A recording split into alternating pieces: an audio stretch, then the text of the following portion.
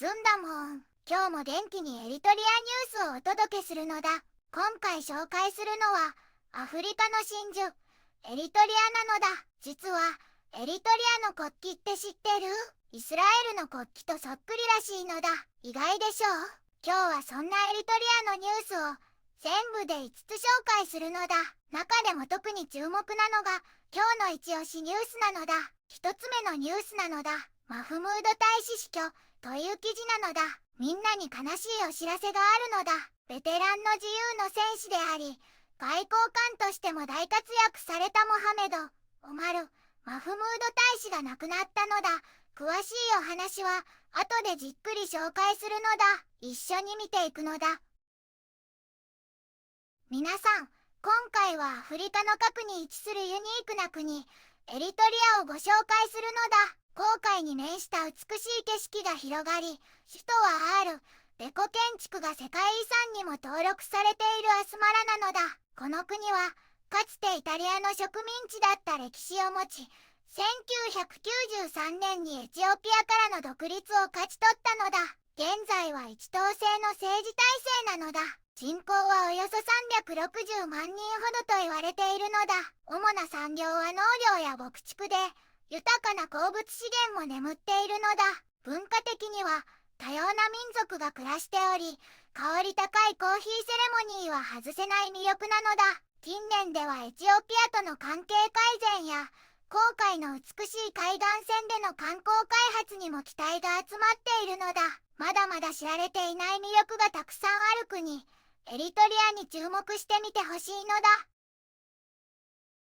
一つ目のニュースなのだ。マフムード大使死去という記事なのだ。みんなに悲しいお知らせがあるのだ。エリトリア外務省の発表によると、ベテランの自由の戦士であり、外交官としても大活躍されたモハメド・オマル・マフムード大使が7月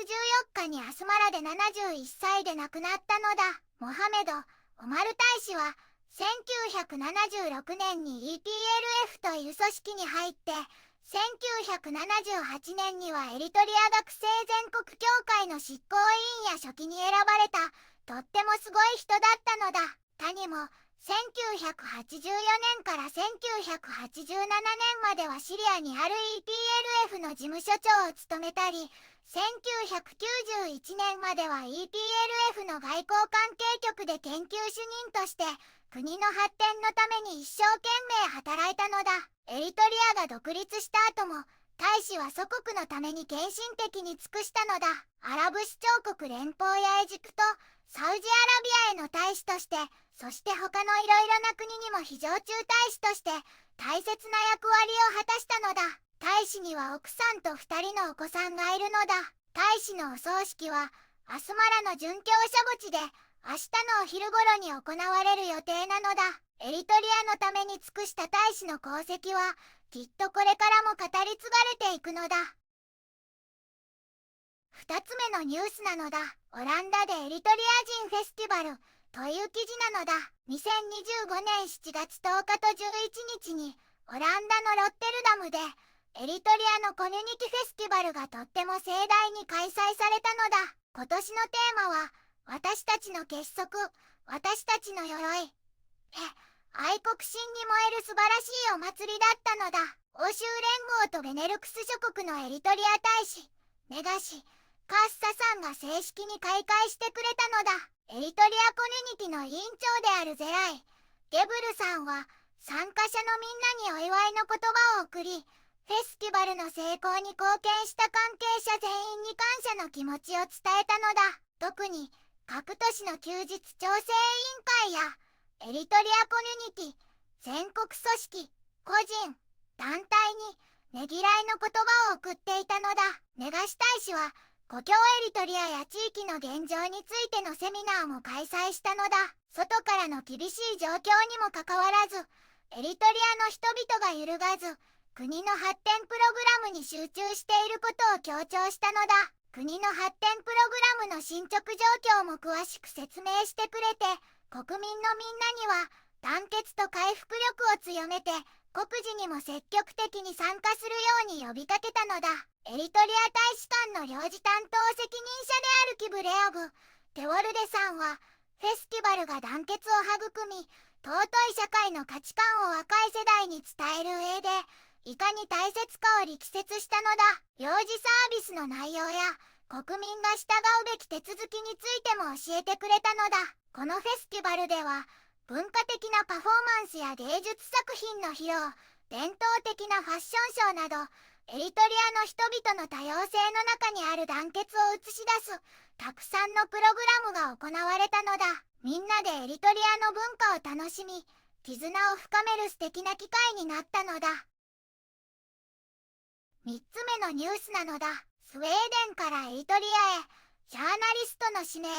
という記事なのだ。ジャーナリストで学者でもあるテドロス・ムフレトーさんが、スウェーデンから故郷エリトリアへ戻り、忘れられた歴史の保存に取り組んでいるのだ。2017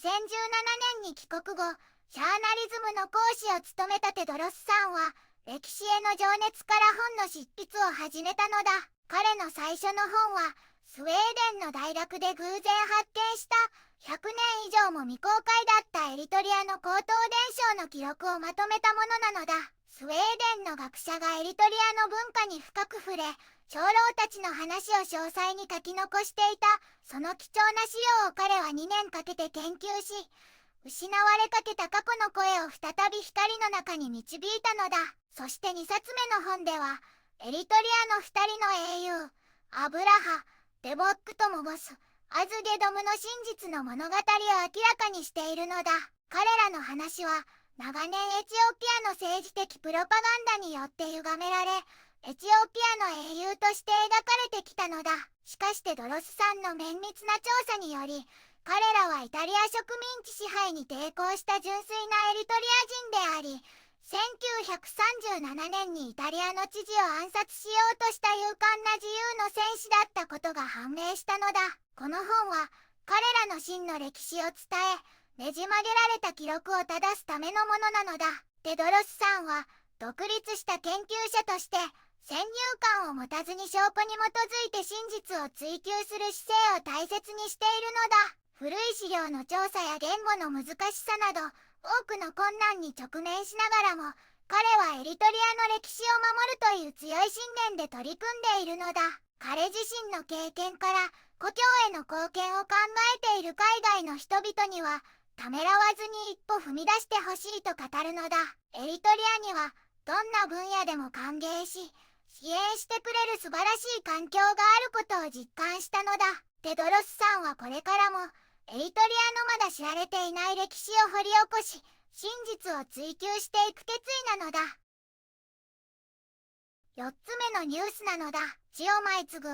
文化遺産という記事なのだ。エリトリアのアファール族は文字がなかった時代から口頭伝承や音楽、そして特別な踊りで歴史や文化を大切に守り伝えてきた民族なのだ。彼らにとって舞踊はただの娯楽じゃなくて、自分たちのアイデンティティや思い出、そして困難に負けない強さを表す生きた表現なのだ。北航海地域に住むアファール族には、なんと45種類以上もの独特な舞踊があると言われているのだ。太鼓が語れば、心が思い出す、という彼らのことわざが、その舞踊への深い思いを物語っているのだ。例えば、男性が誇りや勇気を示す、ギヨ RA は、結婚式や戦場へ向かう時に踊られるのだ。海岸で男性が力強く跳ねる LALE は結婚式でよく見かけるのだ。若者に人気の AEK は男女が一緒に喜びや恋心を表現するのだ。雨季やお祭りの夜に少女たちが優雅に舞う SILILA AGUSE は新し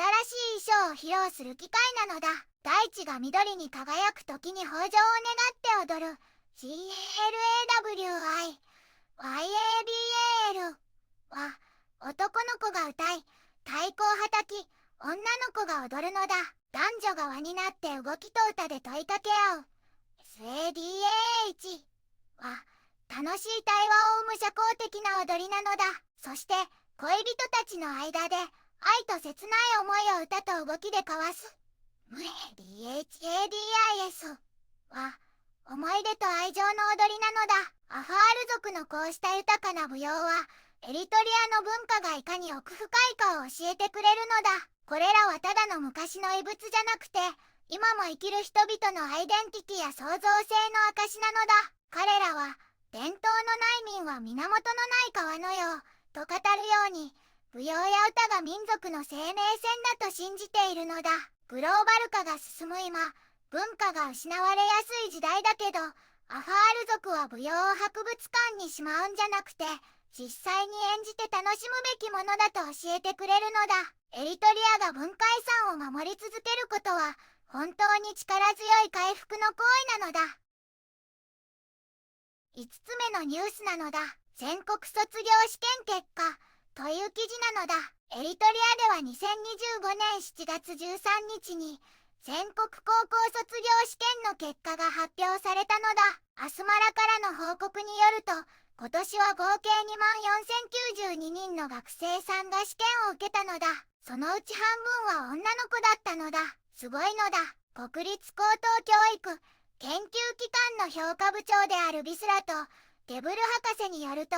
なんと 12.2% の学生さんが大学の学位プログラムに、そして 7.59% の学生さんがディプロマプログラムに進める成績を達成したのだよ。男女間の学力差もだんだん縮まってきていると、ゲブル博士は話していたのだ。合格したみんなには、目標に向かって一生懸命頑張って、大学のルールをしっかり守るようにと励ましていたのだ。残念ながら合格できなかった学生さんたちにも希望を捨てずに、これからも熱心に勉強して次の試験に備えるようアドバイスしていたのだよ。この試験は3月17日から23日まで、エリトリア国内はもちろん、サウジ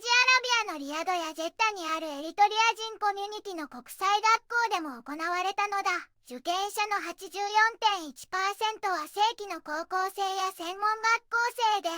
3,861人の学生さんは再受験だったのだよ。みんな、本当にお疲れ様なのだ。今回のエリトリアの紹介、とっても興味深かったのだ。悲しいニュースもあったけど、文化や歴史を大切に守り、未来の教育に力を入れているのが伝わってきたのだ。海外にいる人たちも国を思ってつながっていて、とっても温かい気持ちになったのだ。エリトリアのこれからが楽しみなのだ。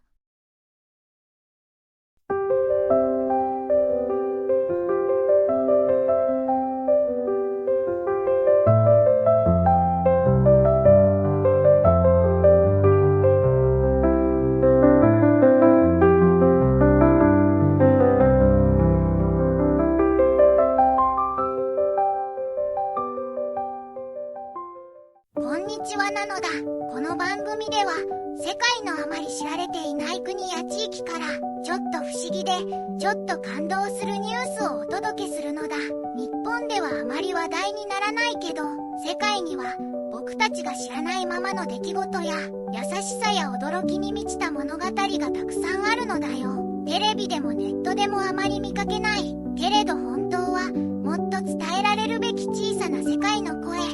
そんな声を僕と一緒に見つけに行くのだ。さあ、一緒に知られざる世界の旅を始めるのだ。